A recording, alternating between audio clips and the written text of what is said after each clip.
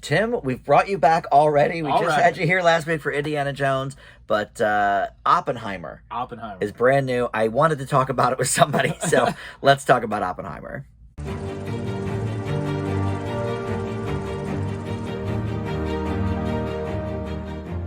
Hey guys, Dan here, and yep, it's Tim back again. We said we would see you maybe for the Emmys. Maybe for the Emmys, but we don't know when that's even happening got now. postponed between the last video and this video. Yes, but I watched Oppenheimer a little over a week ago, 8 days ago, and I had sort of kept putting off my review, because I just kept thinking about the movie, and my grade actually is different now from when I first saw it. But you are fresh on this. I saw it yesterday. Yep. So very, very fresh eyes on the Oppenheimer. A 3-hour movie. 3-hour movie. But yes, before we launch into this, I will remind everybody to please subscribe to the channel. We do movie and TV reviews here all the time. And I also have a long-form Barbie video up that I've done with my friend Melissa. So you can do the Barbieheimer double, Barbenheimer, whatever, on my channel as well, if you happen to do that in the theaters. You still need to see Barbie on a side note. Yep. But all right, so Oppenheimer, this is an easy synopsis. Yeah. It's about Robert J. Oppenheimer. J. Robert Oppenheimer. J. Robert Oppenheimer, as portrayed here by Cillian Murphy. We got the right pronunciation on that. And written and directed for the screen in IMAX with 70 millimeter in some places. Yeah. Christopher Nolan. Yeah. He always does the big 70 millimeter, him and Tarantino. Yeah, they actually had to develop a new black and white 70 millimeter film for this movie. Oh, is that right? Yes. I did not know that. And you watched it, I assume, on a regular screen like I did. Yeah, we unfortunately don't have an IMAX close to us that shows, big time movies. I did see, what was the one that with the long intro, Hateful Eight. I did see that on 70 millimeter. I made the trip for that, but yes, if you're in a bigger city, you may have a 70 millimeter print or an IMAX print of Oppenheimer. I imagine it probably looks pretty cool in that way, but I didn't feel like cheated seeing it on the normal big screen. The last IMAX movie I saw was Avatar 2: Way of Water. Oh, all right, that would probably be good in IMAX. It was 3D IMAX. I can't remember the last IMAX on an actual IMAX screen. It's been years for sure. But in any event, so we've got Cillian Murphy here, and we've got a cast of many. Yes. The main ones we should rattle off. Yeah, I think we'll leave a few out for Emily Blunt, spoilers. Is in it. She plays the wife. She plays Oppenheimer's wife. Yeah. In case you didn't know, Oppenheimer is the father of the atomic bomb. Yes. This is the story of making the atomic bomb. You have Robert Downey Jr. He plays a senator who... Yep. Or Strauss. Louis Strauss. And he factors in prominently in this film. And then the other big name is Matt Damon. Portraying Leslie Groves, a general who kind of basically corrals Oppenheimer into working on this project. You've also got Florence Pugh, Josh Hartnett, and many other people that I forgot about him being in it too. There is so many people in this movie. But yeah, we'll save that. If you haven't seen the movie, this is going to be a spoiler-free review, so you can go into it with sort of some fresh eyes. Oh, that guy's in it, that girl's in it.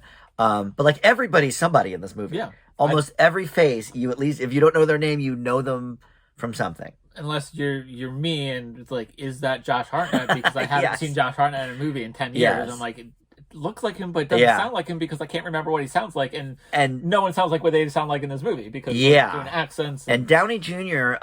Threw me a bit as well. I didn't recognize him. You had said you too. It took the he's basically scene. bald. Like the second scene of him, I was like, oh wait, that's Downey Jr. I knew he was in it because I like to not see previews, so I didn't watch any previews. Much like me, I didn't. The only thing I knew was from the poster. So I knew once the poster started going up, I knew Downey Jr. was in it. I knew Emily Blunt was in it.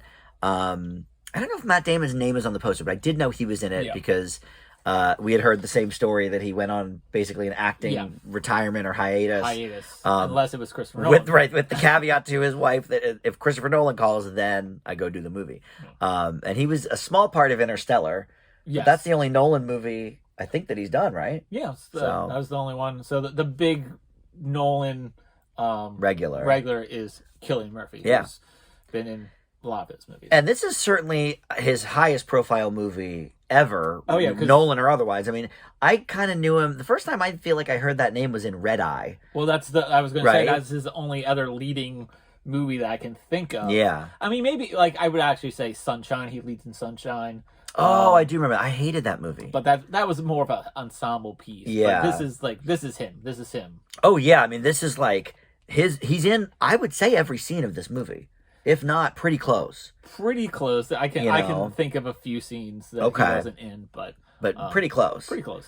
And so we have there's like some timeline stuff because we are flashing back to him, sort of, well, even before the atomic bomb stuff, his sort of, younger years or whatever than the atomic bomb stuff, but then some of the more aftermath. Yeah. Thank you. I was going to say present day, but that's not right. Includes this big trial where they are trying to figure out if he is a communist, if they need to strip him of his security clearances, all of this sort of stuff. So, and most of those, well, I shouldn't even say most, some of those scenes are shot in black and white. Yeah. Some are in color. I think they did a good job of keeping some of it in black and white to orientate you of like where it falls in a time period, which was helpful because it jumps a lot. It jumps a lot, but because they use this black and white for a decent part of decent part of this aftermath stuff, it helps orientate you to be like, okay, I know where I am, without having to like flash up a year every now and then or something like that. Yeah, because it's not so far in the future that like everyone would look completely different or anything. Like, they've aged people a little bit, but it's really only a matter of a few years or whatever, maybe 8 or 10 years or something. But Nolan, for me, I have a bit of a I wouldn't say love-hate relationship necessarily, but he tricks me sometimes because I usually love the movies at first, except Dunkirk. It was okay, but like Interstellar, I like loved at first. The Dark Knight Rises, I loved, but then as you think about some of those movies more, the sort of structure starts to fall apart a little bit, and plot conveniences or whatever. So that's one of the reasons I kind of wanted to wait on my review to let the movie sink in a little bit. And if anything, I actually am bolstered by that wait. And I would say, except maybe The Dark Knight, but I think this is the best Christopher Nolan movie I've seen. Now, I didn't see Insomnia, but I've seen all the other ones. I would say it's I would have to watch Inception again, I guess, but I think it's better than Inception. Dark Knight is excellent, mostly for a Heath Ledger role. Christian Bale's not my favorite Batman, but I think that movie's still probably at like a solid A range. I would probably argue that this is probably his most well-made movie. Okay, interesting. Is it my favorite? I don't think so. Okay. I think it's a really good movie. Acting is phenomenal. Yeah, we'll definitely talk about who's going to be nominated. I mean, this is the first movie I think we put on Oscar watch because this is going to be up for so many awards, and a lot of them I think will be acting. But I mean, for me to have a movie as my favorite, I would have to want to watch it again. And I don't think I would want to sit down and watch this 3-hour movie again. Tim, I want to go right now and see it again in the theaters for 3 more hours. No, I have been thinking about this movie so much in the week since I saw it. I think it's visually engaging and it's a great biographical movie. Mm-hmm. But I don't think it needs to be 3 hours. Okay. I mean, it doesn't need to be 3 hours, but like, and we talked about this a little bit with Indiana Jones. Yeah. Like, I did not feel the length of this, much like I did not feel the length of Mission Impossible. I felt the length. The fourth John Wick a little bit, but I checked my phone at least 3 times. Okay. Oh, interesting. I will admit, I went with somebody else, and I try not to check my phone if somebody else is there, so I did not. Although I did think, where are we in this movie? I discreetly did it. It's not like I hold it up and be like, what time is it? I pull out my phone a little bit in my pocket, and I slide it back in. I'm like, okay. I checked it at a major thing that happens in the movie, and I was surprised that I still had an hour left. Okay. Okay, so we can talk about this, I think, in non-spoiler tones, but Interstellar, I feel like, did something similar, because that was maybe not quite this long, but I think that was like 2:45 or something like that. He does have long movies. He has long movies, except for Dunkirk, which was the shortest war movie I've ever seen. It was like 92 minutes or something, but... I was longer than that. It's very... Well, for a war movie, it's very short. But Interstellar, I feel like, did something similar, where at sort of like the 2-hour mark, the plot sort of skewers somewhere else and we go through something else. Yes. And so much like Interstellar, I felt like this had that. But to me, that was very gripping, because we got to see then this other part. I don't think it was. I don't argue that it wasn't gripping. I just think he could have shaved down small sections here and there and there and there to make it not a 3-hour movie. All right, it doesn't need to be 3 hours. I'll admit that. This isn't Endgame. It's not 25 characters all combining to be in this big thing. It's not the final standoff of like 21 movies. How about Titanic? That was only one movie, and it was 3:15, and everyone loves it. I mean, does that movie need to be 3 hours? Yes, yes, and more. No, longer. It doesn't. You can cut out some of the old woman talking scenes. All right, look, James Cameron and Christopher Nolan are not fans of short movies. No, they are not. This. I'm just saying that would be my only critique that's your of this big gripe. movie. Okay. But, I mean, it's also... All right, what about this? What if he did this? Since that last hour sort of is in a different area, what if some of that stuff was also interspersed in the first couple hours as we were going back and forth? Or you just didn't care enough about that stuff? It's just that, like... biographical movies are great to watch, and but it's not like I want to go back and rewatch it. I thought 12 Years a Slave is a great movie. Am I ever going to watch it again? That's hard to watch, though. It's hard to watch. It's hard to watch. But also, there's a lot of biopics people watch over and over again, though.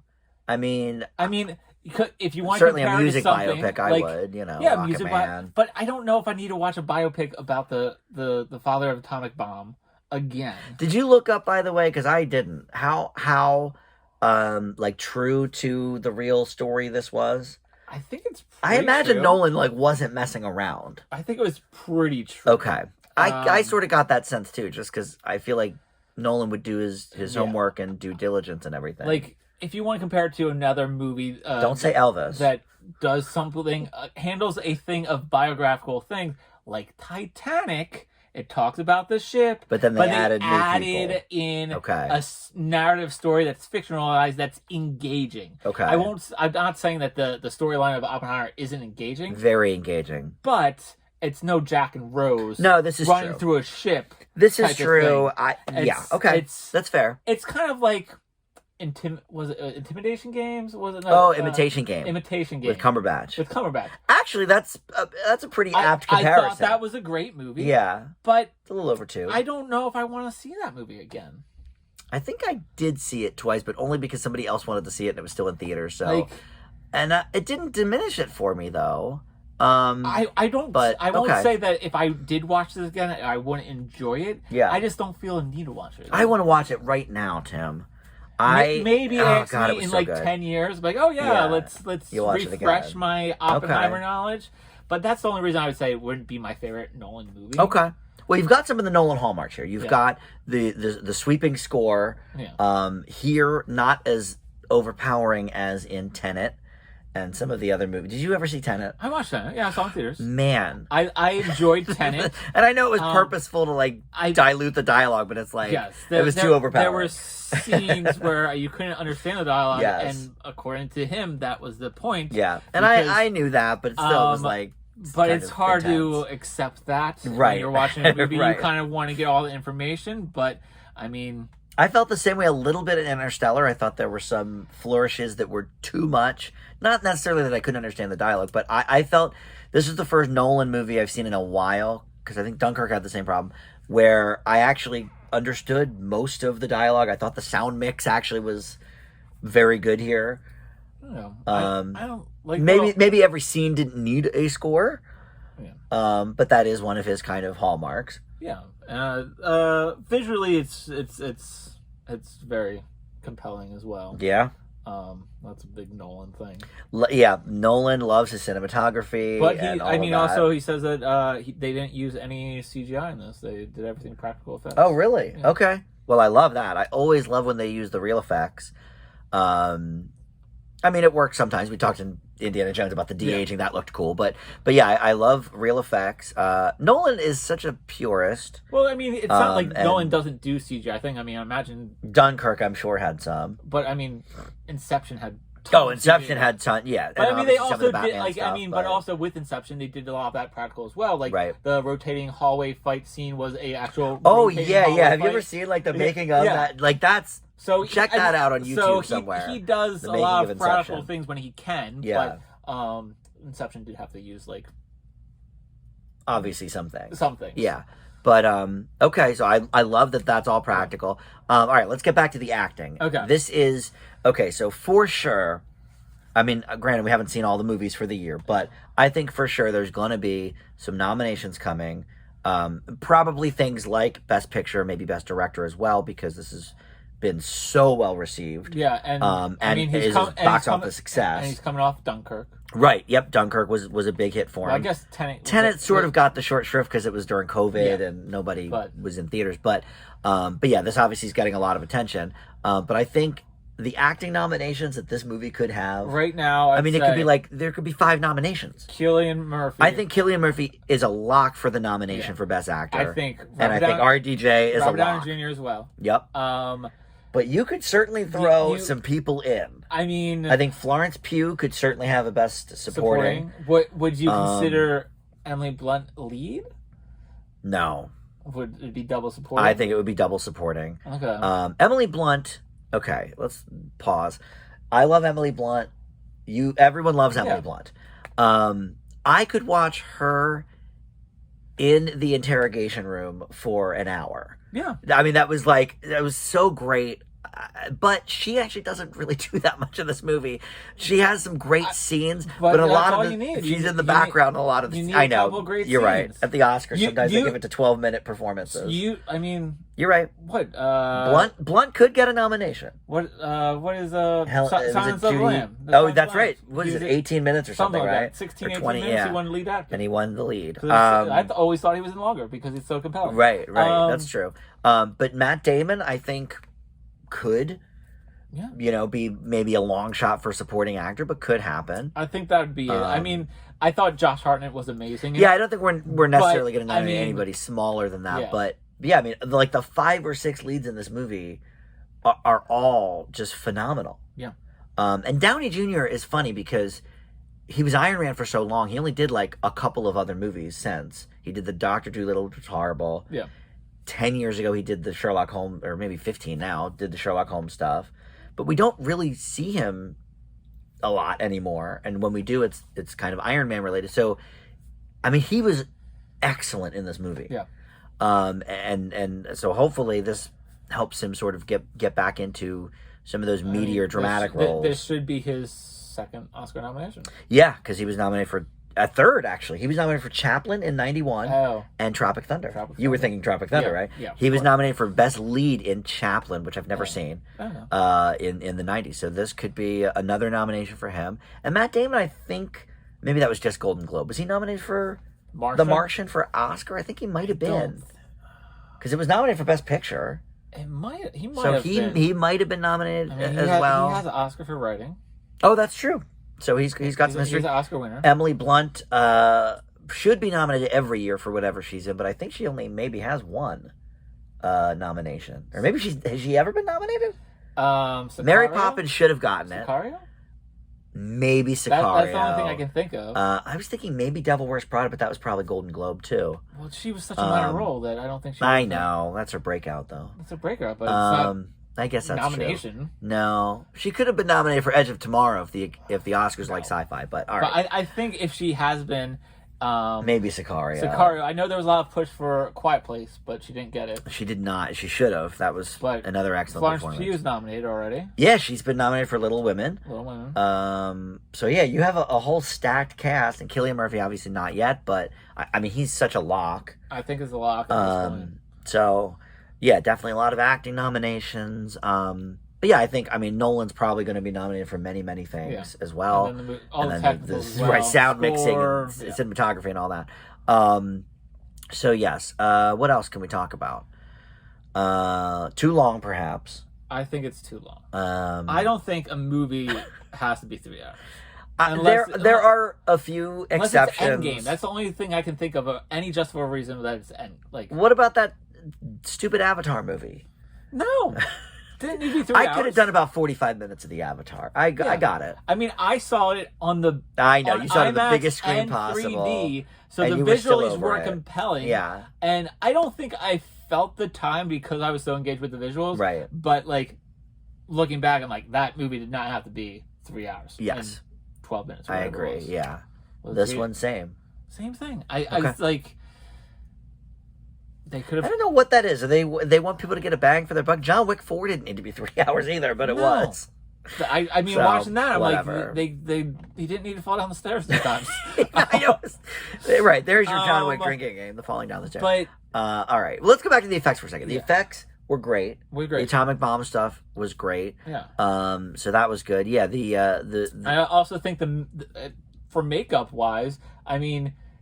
Yeah, Cillian Murphy does age for he ages, I guess, the most. Because they show a lot of some early stuff before he even met a lot of these people. Yeah, so he ages quite a lot. So the makeup would be good. Yeah. I mean, also, just makeup for Robert Downey Jr. and stuff like that to make him almost unrecognizable. Yeah. I mean, you have people playing real people, like Albert Einstein's in this movie. And that's right. And it was not Paul Giamatti, from the horrible Verizon commercials. And who did play I have Albert no Einstein? idea. Is that a real person? I mean, it's a real person, obviously, but like, is AI, somebody we know? But I don't know. I don't think it's someone we know. But I mean, he looked like Albert Einstein. I don't think so either. But for me, it was definitely Einstein enough for me. So I think it could depend on what other movies are heavy makeup. I mean, well, and this might go along with cinematography, but even just like the like lighting and stuff of this movie, because you got the black and white scenes, but all the other scenes do have sort of the same, like, I don't know what you call, like, the color palette or the hue or whatever, but it's definitely like got a look to it that is I think very compelling and engaging. But costumes, costumes. Just give it all the awards already. Design. I don't know how many it's going to win. We don't know everything. But right. We haven't seen so much about this year. I do think that this is going to be one of those movies that rack in like a whole bunch of nominations. Yes. Tom Conti, by the way, plays Einstein. I don't know him, but I do recognize him. He's won a Tony Award and an Olivier Award, and he has an Academy Award nomination already. Oh. Let's see what it's for, I guess. Okay, for Best Actor for a movie called Reuben Reuben. I don't know it. Don't know. Probably from, he's old. It's probably from the 60s or 70s or something. But that sounds like this is a 70s movie. Yes. All right. Well, let's grade it, I guess. For me, this one, when I left the theater, was a very solid A-. Okay. And then I kept thinking about it. It is not quite in that A+ range. I've only given a couple of those this year. Ask me in 6 more months and maybe for my end of year list, but I will leave this with a very, very solid A. And I do think this is the best, other than maybe the Dark Knight, the best Nolan movie. I give it an A-. I don't think it's his best movie. I think it's probably his best made movie, if that makes sense. Yeah, his most well-made movie. That makes sense. But in terms of like enjoyment and rewatchability, not quite there for you. I guess that's the thing, is like, I enjoyed watching it, I was engaged, but was I entertained? I don't know if I was entertained. I was. Okay. Like, I want to go for a ride or something like that. I want some action in there. I want some adventure. Okay. I want something like that. Okay. Was it engaging? Yes. Was it? It was very engaging. Yes. Great, great dialogue, great scenes. So all right. That's where I struggle with it. I needed it, like, I mean, I don't know where you're going to put that stuff into for this movie, but I think there's not a lot of fighting. That's the thing. It's like all these biographical movies type of thing. Like, I enjoy them. I appreciate them. I think they're engaging, but it's certainly probably his most dialogue heavy movie, because Interstellar had a lot educational. Yes, like did I very learn a lot of stuff. But was I entertained? No. Maybe not. Okay. But is it a good movie? Yes, A-. Okay. That's fair. Yeah. A lot of awards. A lot of awards. Or at least nominations, we know. All right. Well, Tim, thank you for joining. Emmys, who knows? I hear maybe November, depending on what happens with the strike. Yes. So we'll see about that. If not, I hear January. Yes. And we won't be doing it. We started this last year, the fall TV roundup. Yeah. There's no such thing as fall TV this season, so maybe we'll do that in January or something. But in any event, always a pleasure having you on. And thanks everybody for watching. We'll see you all next time. Bye. See you.